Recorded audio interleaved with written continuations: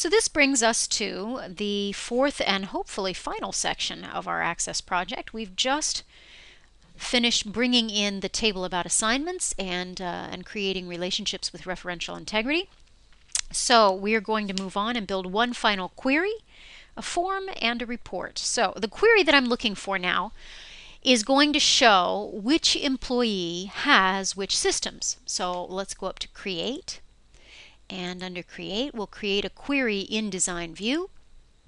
And let me see, I want to know which employee, and that information is in the table about employees. I want to know information about the computers, that's in the table about systems. And as you can see, we need to put in the table about assignments to act as a bridge. So I need all three tables up here. You can rearrange them till you're comfortable. And in fact, I'm going to stretch things out a little bit so I can see all the fields. Now, in order to get the data that I want, I need to put the field about the employee, first name and last name. And I want to see, I don't have to include any fields from the table about assignments. I want to see what their system unit is, which operating system they've got. We might as well go ahead and put in the processor's name and speed, how much RAM, how much storage, and of course the price. So I've got all of that data here. It's a little hard to see since the columns are so wide, but if I make things a little bit narrower, you'll be able to see all of the various fields that we're including. That's what it looks like. If I look at the surface, by default it doesn't show me all 29 systems we own. It shows me only the systems which have been assigned to employees, or in other words, it's showing me only records which have a match in both tables. So I can see that 12 different pieces of equipment have been assigned. This would be a little bit easier to read if I sort it by the employee so that you can see all of the equipment that belongs to a particular employee in one section. Let me go back to Design View, and I'm going to take the employee's last name and choose to sort in ascending order. Let's have a look at the results. So Webster Cat has 2 different pieces of equipment. Rover Dog also 2, Goldie Fish has 3, and so on and so forth. So I'm going to save this query. I'm going to call it QRY emp assign.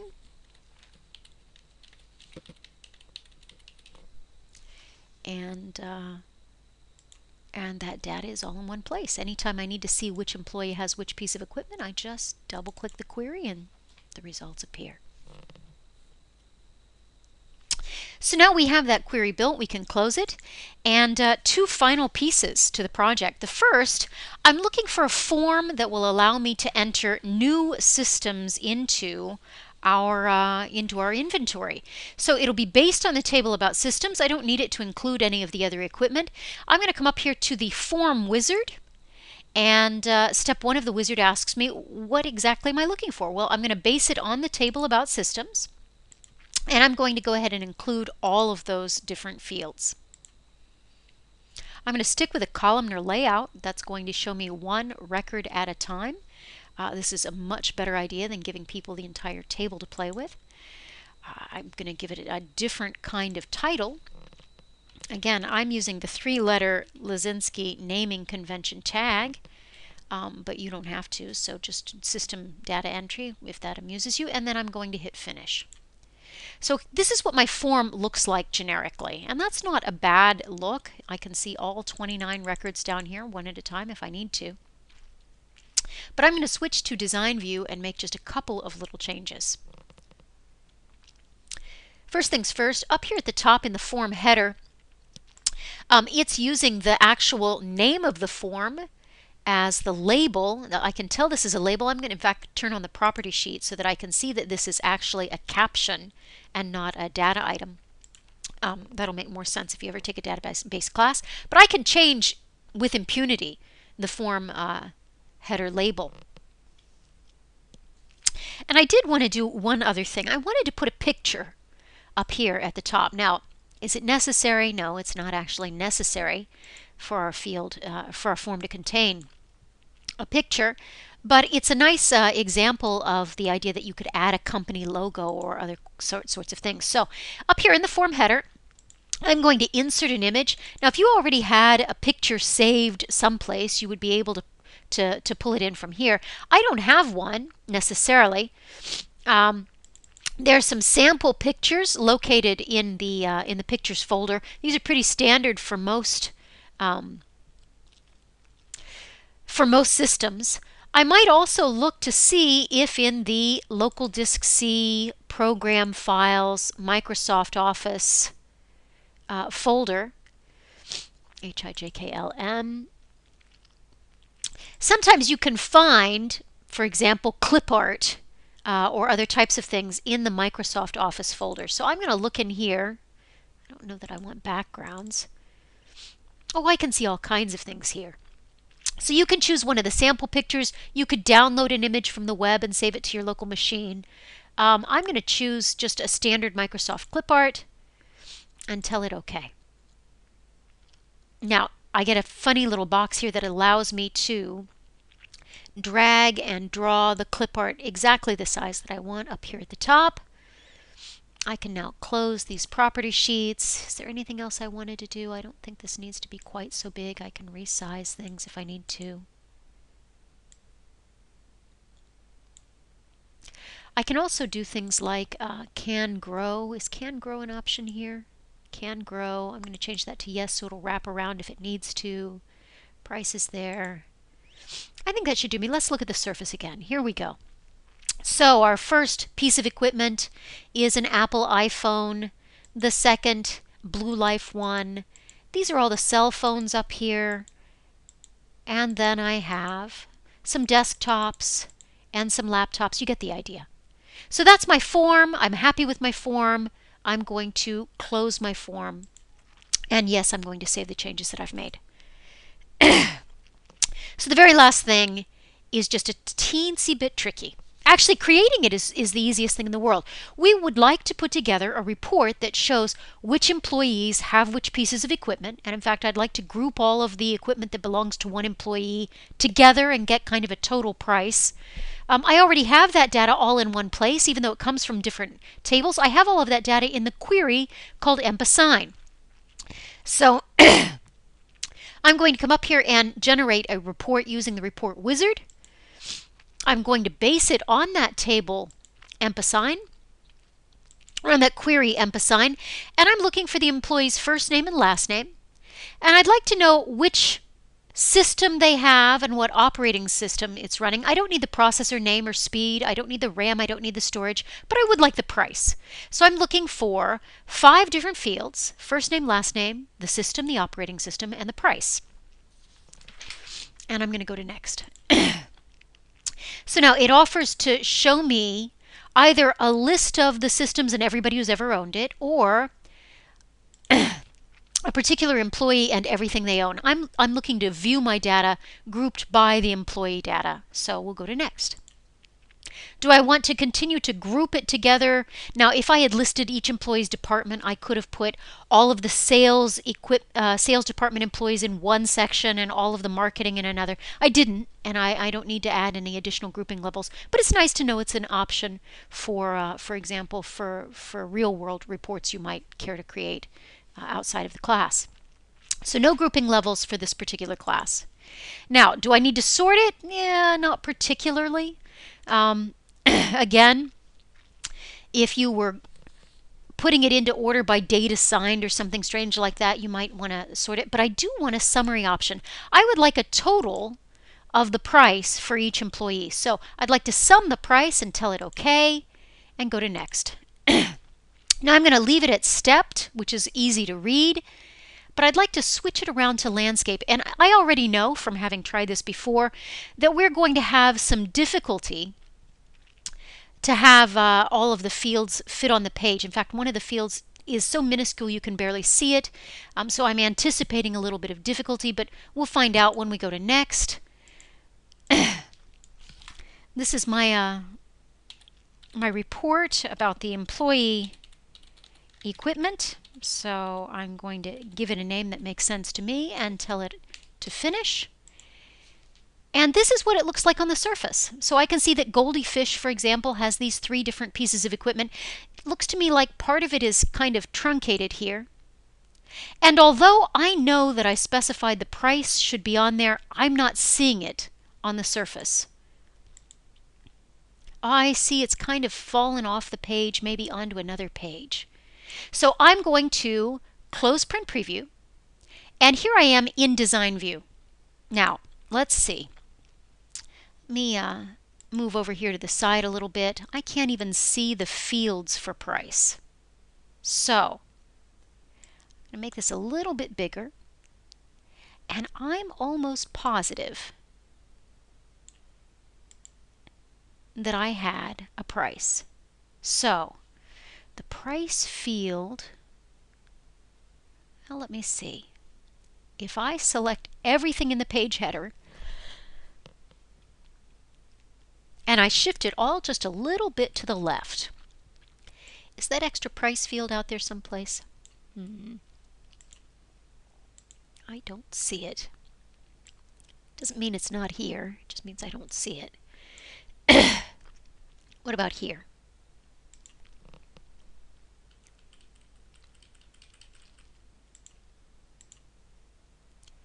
I have a vague feeling it's over here someplace and I'm just not seeing it. This happened to me earlier as well. Well, if in doubt, let me go ahead and, rather than sit and search for it, let me go ahead and close this, and no, I'm not going to save changes, and in fact I'm going to delete the one I've just created. And I'm going to generate it one more time. So I'm going to go to the report wizard, and it's based on the table, no, on the query about employee assigned. I'm going to go ahead and choose first name, last name, system unit, operating system, and price. Going to go to next, leave it at employee, next, don't want to group it, next, summary options, yes, I want to see the price. And this time when I get to the last page here, I'm going to turn off the adjust the field width and see if that helps. I'm going to switch it to landscape, and I'm going to close Print Preview. Now let's see. Over here on the far right hand side, there's the price. Now, it's just too wide for the page, to be honest. So I'm going to rearrange things. I know that a standard sheet of paper is only about 11 inches wide. So I'm going to resize everything so that it fits a little bit nicer. Move that over. Move that over. And resize it. I don't think anything needs to be quite that wide. I'm going to get the system unit, bring it over, bring it over, and I'm going to resize that as well. And finally, back to, can I get all of those at the same time? Sure I can. Bring everything over to the left.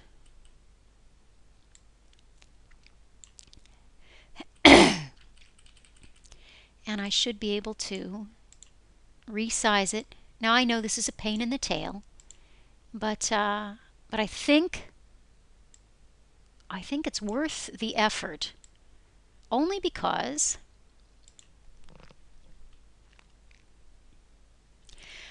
by the time we're finished, you only have to set things up, as you remember, once.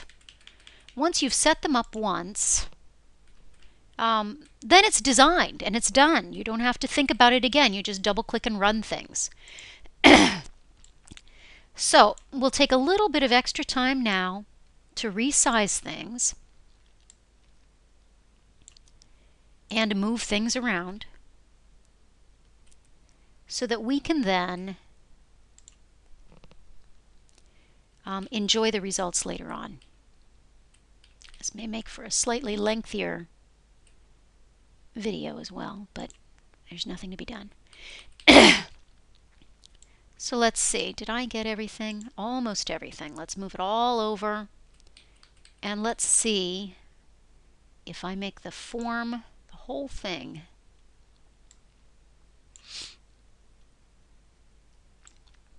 if I bring that in, still a little wider than a standard sheet of paper.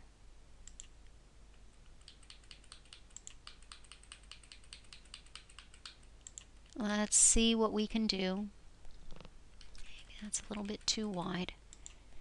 And there are nice ways. There are actually tools that help you line things up. But I'm just kind of freehanding it right now to see what I can get in, what I can get away with. The grid lines make it a little bit nicer, but I want this thing to be way narrower. And this, this and this, we can move all of those over. I think that 11 is about as wide as we're allowed to have it.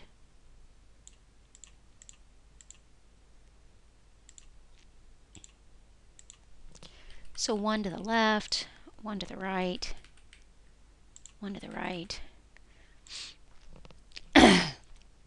Left again, and move that left again.